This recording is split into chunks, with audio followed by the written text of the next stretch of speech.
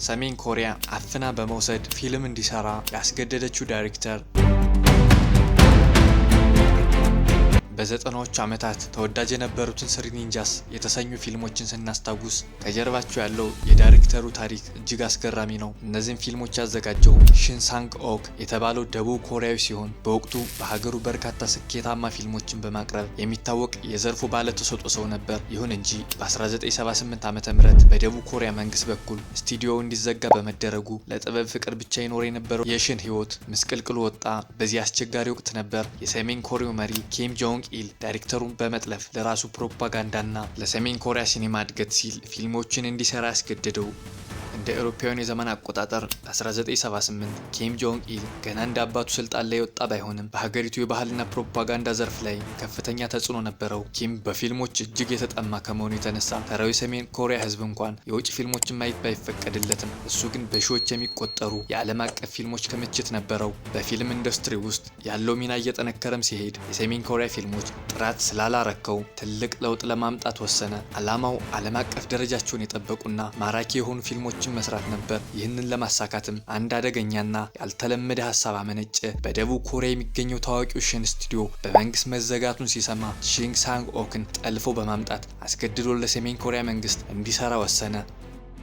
ታዲያ ኪም ጆንግ ኢል ይህን እቅድ እንዴት ሊተገብረው ቻለ? መጀመሪያ ኢላማ ያደረገው የሽን የቀድሞ ሚስትና በደቡብ ኮሪያ እጅግ ዝነኛ ተዋናይ የነበረችው ቾይ ዩን ሂን ነበር። ቾይና ሽን እሱ ዳይሬክተር እሷ ደግሞ ተዋናይ በመሆን በበርካታ ፊልሞች ላይ አብረው የሰሩ ቢሆንም በወቅቱ ግንኙነታቸው ተቋርጦ ተፋተው ነበር። ኪም ጆንግ ኢል ይህን አጋጣሚ በመጠቀም በቡድን ውስጥ ያለ አንድ ሰው ሀብታም ነጋዴ መስሎ ቾይን እንዲያገኛት አደረገ። ግለሰቡ አዲስ የፊልም ፕሮጀክት ለመስራት ፍላጎት እንዳለው በመግለጽ የውሸት ጥያቄ አቀረበላት። ቾይም የቀረበላትን የስራ እድል አጓጊ ሆኖ ስለታያት ይህንኑ ሀብታም ነጋዴ ለመገናኘት ከደቡብ ኮሪያ ተነስታ እስከ ሆንግ ኮንግ የባህር ዳርቻ ድረስ ተጓዘች። ቾይ ሆንግ ኮንግ እንደደረሰችም ሁለት ጀልባዎች በፍጥነትና በድንገት ወደ ባህር ዳርቻው ተቃረቡ። ካለምንም ማስጠንቀቂያ የታጠቁ ሰዎች ዘለው በመውጣት ያዟት። ወዲያውኑም መድኃኒት በመርፌ ወግተው ካደነዘዟት በኋላ ወደ ጀልባዋ ወረወሯት። ከአንድ ሳምንት የባህር ጉዞ በኋላ ጀልባዋ ፒዮንግያንግ ሰሜን ኮሪያ ደረሰች። ከዛም በኋላ ኪም ጆንግ ኢል በአካል ተገኝቶ እንደ ታላቅ የክብር እንግዳ በክብር ተቀበላት። ቾይ በታጠቁ ዘበኞች 24 ሰዓት እየተጠበቀች በቅንጦት ቪላ ውስጥ እንድትኖር ቢደረግም ለምን እንደታፈነች ስላልገባት ከፍተኛ ጭንቀት ውስጥ ነበረች። ከ6 ወራት በኋላ ሽን ሳንግ ኦክ የቀድሞ ባለቤቱና የቅርብ ጓደኛው የሆነችው ቾይ መጥፋት ስላሳሰበው እሷን ፍለጋ ከደቡብ ኮሪያ ወደ ሆንግ ኮንግ ተጓዘ።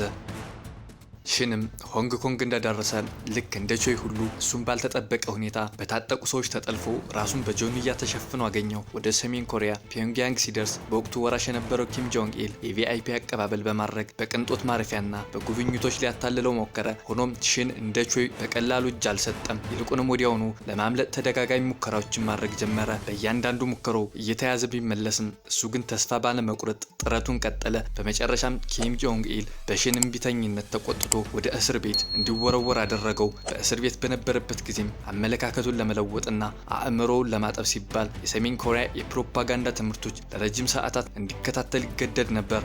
በእነዚህ ሁሉ ዓመታት ሽንና ቾይ አንዱ ስለ አንዱ ሁኔታ ምንም አይነት መረጃ አልነበራቸውም። ሌላው ቀርቶ ሁለቱም በአንድ ሀገር ውስጥ እንደሚገኙ እንኳን አያውቁም ነበር። መጀመሪያ ለምን እንደታፈኑ ግራ እንደገባቸው ቆይቷል። 4 ረጅም ዓመታትን ካሳለፉም በኋላ በ1983 ዓ.ም ሽን ከእስር ቤት እንዲፈታ ተወሰነ። ኪም ጆንግ ኢል በወቅቱ አንድ ትልቅ የእራት ግብዣ አዘጋጅቶ ሽንን ጋበዘው። ሽን ግብዣው ላይ ሲገኝ ፈጽሞ ያልጠበቀው ነገር ገጠመው። የቀድሞ ባለቤቱን ቾይን በዚያው ፓርቲ ላይ ተገኝታ አያት። ሁለቱም በድንጋጤ ተዋጡ። አንተም አንቺም ይህን ሁሉ ጊዜ እዚህ ነበርሽ በሚል ጥያቄ በአይኖቻቸው ይነበብ ነበር። በዚሁ በደመቀው ድግስ መካከል ኪም ጆንግ ኢል በመጨረሻ ለምን እንዳስጠለፋቸውና ምን እንዲሰሩለት እንደሚፈልግ ግልጽ የሆነ እቅዱን ይነግራቸው ጀመር። ኪም ጆንግ ኢል በመጨረሻም ሽን ዳይሬክተርና ፕሮዲሰር፣ ቾይ ደግሞ ዋና ተዋናይት በመሆን ለእሱ እንዲሰሩ ትዕዛዝ አስተላለፈ። በወቅቱ ሌላ ምርጫ ስላልነበራቸው በሰሜን ኮሪያ ፕሮፓጋንዳ ፊልሞች ላይ ለመሳተፍ ተገደዱ። ብዙም ሳይቆይ ኪም ጆንግ ኢል እንደገና ተጋቡ የሚል ሀሳብ አቀረበ። እሱ ደግሞ የመሪው ልጅ በመሆኑ ትዕዛዙን ከመቀበል ውጭ ሌላ አማራጭ አልነበራቸውም። በዚህ ሁኔታ ውስጥ ሆነው ፊልሞችን መስራታቸውን ቀጠሉ። ኪም ጆንግ ኢልም ያልተገደበ ሀብትና ገንዘብ ያፈስላቸው ስለነበር ስቱዲዮአቸው በፍጥነት አደገ። በጥቂት ጊዜ ውስጥ ስቱዲዮ ከ700 በላይ ሰራተኞችን ማቀፍ የቻለ ሲሆን ሽን በዳይሬክተርነት ቾይ ደግሞ በተዋናይነት ስራቸውን አጧጧፉት። ኪም ጆንግ ኢልም እኔ ነኝ ዋናው ፕሮዲውሰር በማለት በስራቸው ላይ ሙሉ ቁጥጥር ያደርግ ነበር። እንደ አውሮፓውያን የዘመን አቆጣጠር በ1984 የመጀመሪያውን ፊልም ለቀቁ። ከዚያም በተከታታይ በርካታ ስራዎችን ማቅረብ ጀመሩ። ከሰሯቸው ፊልሞች ሁሉ እጅግ ዝነኛው ግን ፑልጋሳሪ የተሰኘው ሲሆን ይህም የጃፓኑን ጎድዚላ በግልጽ የሚመስል የጭራቅ ፊልም ነበር።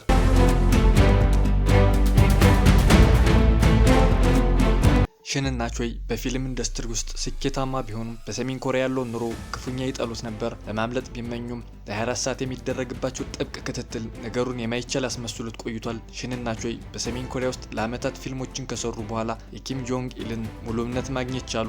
ኪም ፊልሞቻቸውን በዓለም አቀፍ ደረጃ ሽልማትን እንዲያገኙ ስለፈለገ ለአውሮፓውያን የዘመን አቆጣጠር በ1986 ለፊልም ማስታወቂያ ወደ ኦስትሪያ ቪየና እንዲሄዱ ፈቀደላቸው። ይህ ለሽንና ለቾይ ሲጠብቁት የነበረው ብቸኛው የነጻነት እድል ነበር። ይሁን እንጂ ከ8 ዓመታት የግዞት ህይወት በኋላ በመጨረሻ ቪየና ላይ በሚገኘው የአሜሪካ ኤምባሲ በኩል ለማምለጥ የሚያስችላቸውን ድፍረት የተሞላበት እቅድ አወጡ።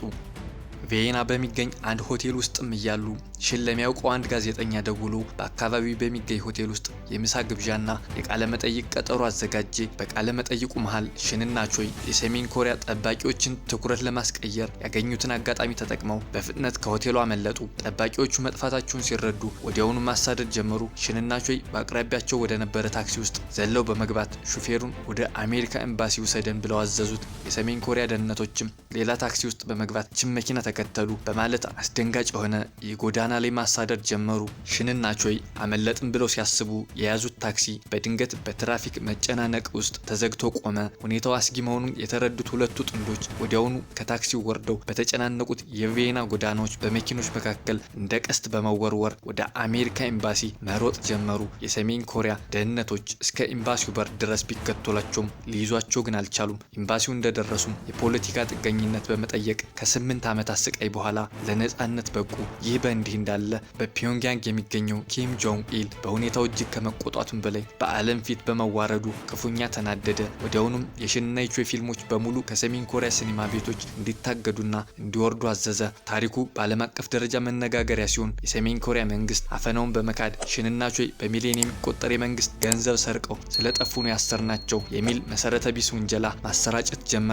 ሆኖም ይህ የሰሜን ኮሪያ መንግስት የፈጠራ ወሬ መሆኑ ግልጽ ነበር። ከአስደናቂው ማምለጥ በኋላ ሽንና ቾይ በዩናይትድ ስቴትስ የሰላም ህይወት መምራት ጀመሩ። እስከ ህይወት ፍጻሜያቸውም ድረስ በታማኝነትና በፍቅር አብረው ቆይተዋል። ሽን በ90ዎቹ ዓመታት ያን ሁሉ አስፈሪ የአፈና ታሪክ ወደ ኋላ በመተው በሆሊውድ ውስጥ በድጋሚ ስራውን ጀመረ። በወቅቱ ለህፃናትና ለታዳጊዎች ተዘጋጅተው ከፍተኛ ተወዳጅነትን ያተረፉት ስሪ ኒንጃስ የተሰኙ ፊልሞችን በማዘጋጀት ረገድ ትልቅ ድርሻ ተወጣ።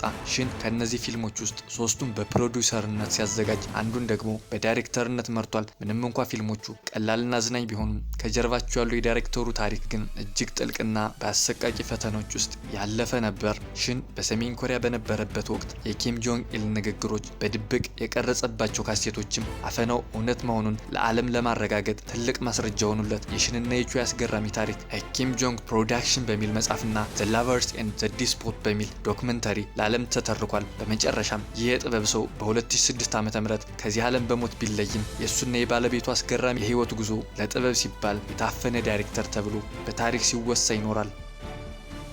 ለቻናሉ አዲስ ከሆናችሁ ሳብስክራይብ፣ ቪዲዮን ደግሞ ላይክ ማድረጋችሁን እንዳትረሱ።